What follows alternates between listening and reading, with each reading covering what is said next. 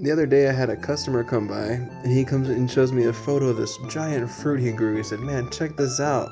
This thing is huge. Look at this chunkus, right?"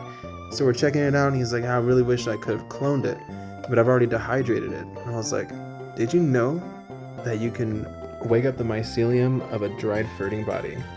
So in order to do this, you should have a fair understanding of how to use an agar plate, sterilize water, and how to transfer contamination from one plate to the next to produce clean growth. So I have videos on all of those things. Feel free to go back and check them out after this one here.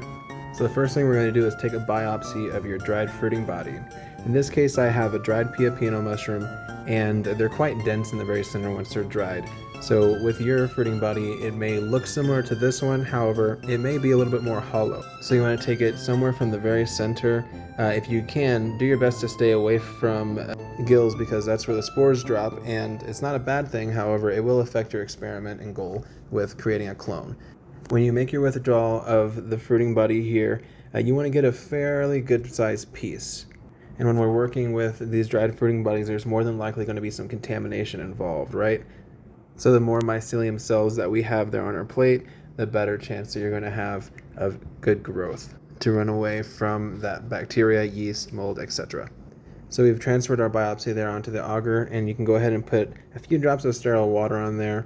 So if you do this and you notice the growth is taking much longer than expected, and something else you can do here, or at the same time, is take another biopsy and you can agitate it and also add more water to that as well. Additionally, you can allow some of the mycelium from the biopsy to sit in sterile water for a couple days and then do a transfer.